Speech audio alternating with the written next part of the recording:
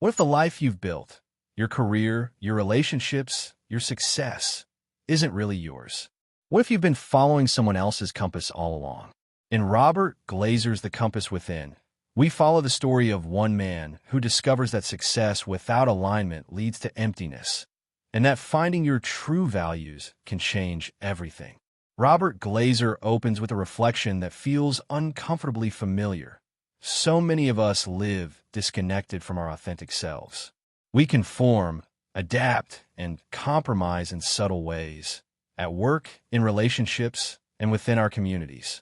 This quiet dissonance, he says, is a symptom of misalignment between our daily choices and our core values. We all crave to live meaningfully, yet we often end up performing versions of ourselves that fit others' expectations. The remedy?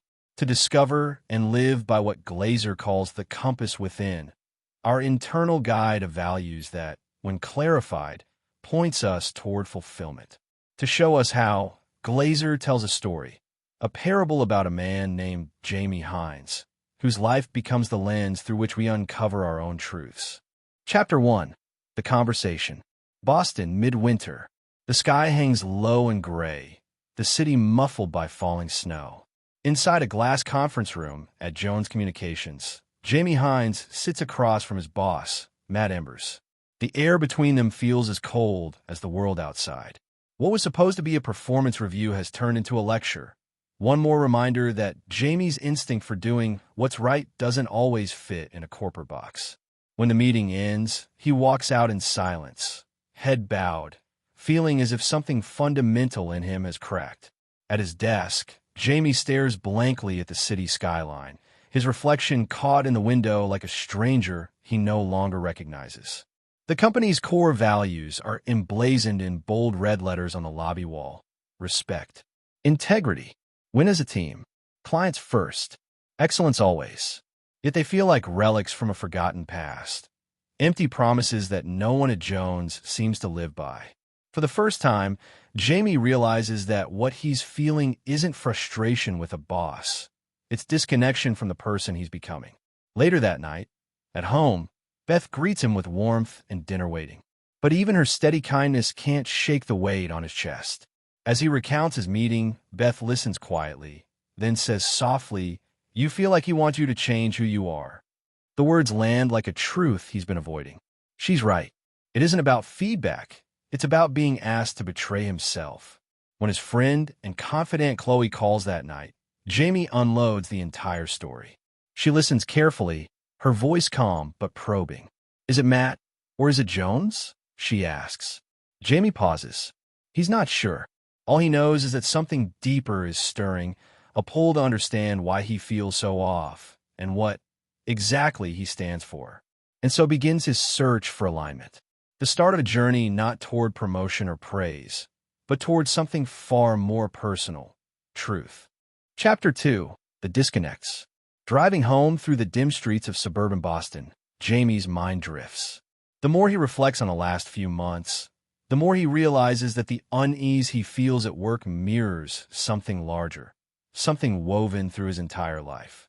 He and Beth live in Westville, a picturesque town that seems lifted from a lifestyle magazine.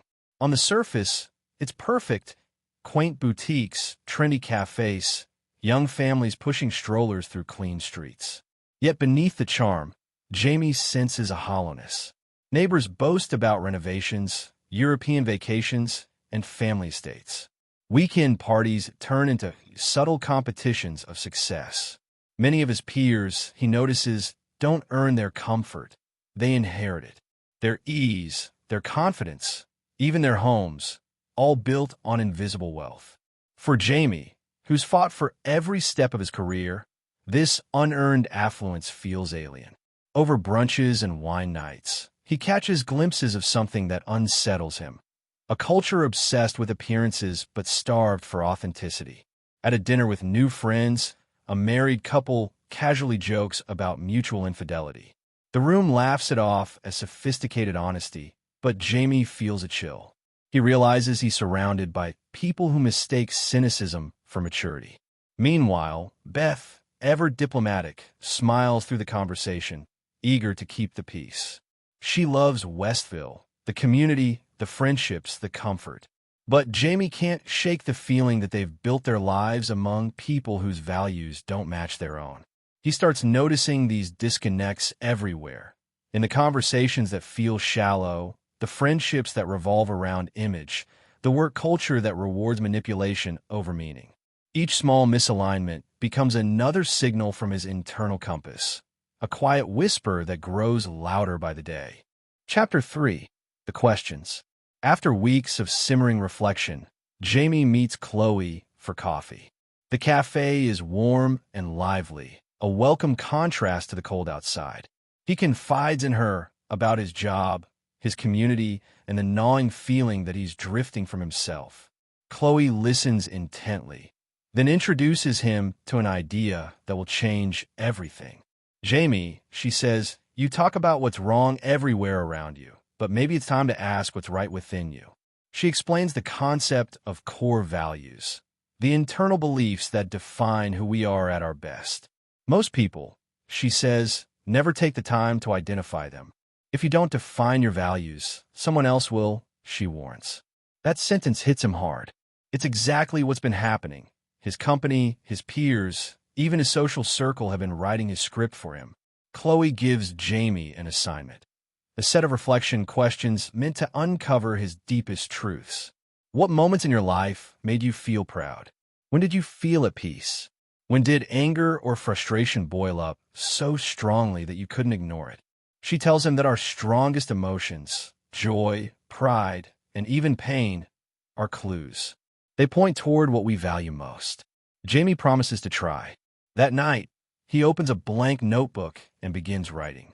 At first, the words come slowly, but soon, memories pour out, childhood lessons, moments of triumph, moments of shame. Without realizing it, he's begun a dialogue with his own soul. Chapter 4. The Discovery. Days turn into weeks. Jamie's notebook fills with stories, reflections, and insights.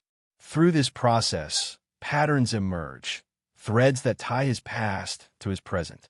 He remembers being a kid and standing up for a classmate who was being bullied. He recalls the pride he felt when he helped a colleague succeed, even when it meant less recognition for himself. He also remembers the guilt and discomfort that come whenever he's forced to compromise his integrity. These memories aren't random. They form a map of his values. Bit by bit, the fog clears. Jamie begins to articulate the principles that have silently guided him all along. He writes them down carefully. Integrity, growth, loyalty. Integrity, because doing what's right matters more than doing what's easy. Growth, because he feels alive only when he's learning and evolving. Loyalty, because relationships built on trust are sacred to him. As Jamie shares his findings with Chloe, she nods. These sound like your compass points, she says. But she cautions him that knowing them isn't enough. Living by them will require courage. The courage to make choices that may cost him comfort, approval, or even security. Back at work, he begins to test these values in real life. When a client issue arises, he chooses honesty over convenience. When a team member struggles, he offers mentorship instead of critique. Each decision feels both terrifying and right. The more he honors his values, the clearer his path becomes. For the first time in years, Jamie feels alignment, a quiet but powerful sense that he's returning home to himself. The compass within him, once faint and buried under noise, is finally pointing north again. Chapter 5. The Values. Jamie's journal soon becomes his most trusted companion. Every page captures a piece of his rediscovery, a breadcrumb trail back to the man he once was. As he rereads his entries, a realization dawns. These aren't just reflections.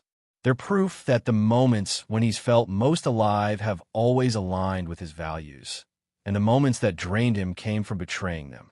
At work, that insight begins to change everything.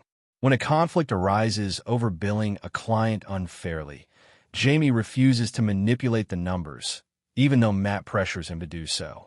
It's a small stand, but it costs him. Matt's demeanor hardens, meetings become tense, and subtle exclusions start. Yet for the first time, Jamie doesn't feel powerless. He feels principled. Outside of work, Beth notices the difference. He's calmer, clearer, more grounded. But she also worries. She knows his defiance at Jones will eventually come at a price. One night, as they sit at the kitchen table surrounded by unpaid bills and takeout containers, Beth asks, "Is this worth it, Jamie?" He takes a long breath before answering, "If I can't be honest with myself, then nothing else matters." Beth nods, silently absorbing his words. For the first time, she sees that Jamie's struggle isn't about ambition. It's about identity. Over the next few weeks, Jamie refines his understanding of his values. Integrity remains at the core, but two new ones emerge more clearly: growth and connection. He realizes that his happiness has always been tied to progress, personal, intellectual, and emotional, and to the relationships that inspire that growth. Without either, even success feels hollow. He shares this realization with Chloe, who smiles knowingly. "That's your compass," she says. "But remember, your values aren't truly yours until they're tested. You'll know what you believe only when living it costs you something." Those words echo in his mind as his situation at work deteriorates. Matt begins sidelining him from key accounts. Jamie's sense of belonging fades. But instead of clinging to fear, he starts planning. A quiet determination replaces anxiety. If Jones no longer fits who he is, maybe it's time to walk a new path. Chapter 6, The Big Three. By spring, Jamie has distilled his values into what Chloe calls the Big Three, the non-negotiables that define his compass. For him, they are integrity, choosing honesty and authenticity, even when it hurts; growth, committing to continuous learning and improvement; connection, building genuine relationships grounded in respect and empathy. These three principles become the filter for every decision.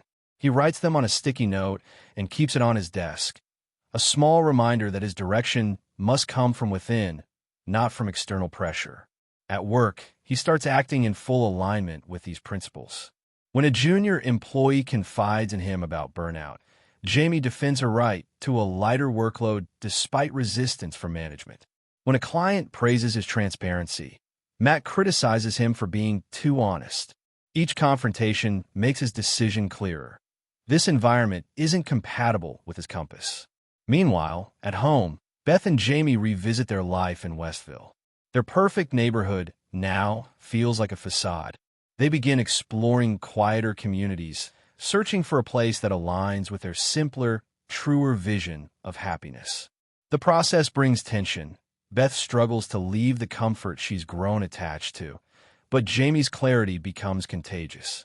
Slowly, she begins to understand that alignment isn't just about work. It's about the environment they choose to live in. One night, Jamie and Chloe meet again. Over coffee, she asks, "So what's next?" He looks out the window, thinking, "I think I need to build something that reflects my values, not someone else's." Chloe smiles. Then it's time to trust the compass. Chapter 7, The Lesson. The final confrontation comes quietly. It's a Tuesday morning, and Jamie is summoned to Matt's office. Another round of criticism, another lecture about loyalty and performance metrics. But this time, Jamie doesn't absorb the words. He listens, calm and steady, then says, "I think it's time I move on." Matt's expression flickers between shock and disdain. "You're making a mistake," he warns. But Jamie only smiles faintly. "Maybe, but it's my mistake to make." With that, he leaves the office, not with bitterness, but with a strange, liberating peace. As he steps outside, the spring air feels crisp and clean. For the first time in years, he feels light. Not because he's certain of the future, but because he's certain of himself.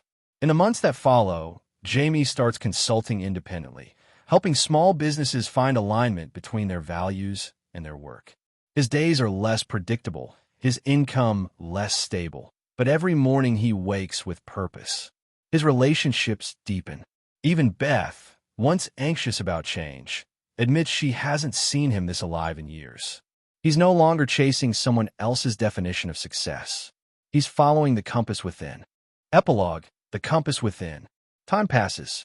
Jamie's life looks nothing like it once did, yet it feels more authentically his than ever before. His work aligns with his principles. His marriage grows stronger through honesty and shared intention. The anxiety that once clouded his days has been replaced by quiet confidence.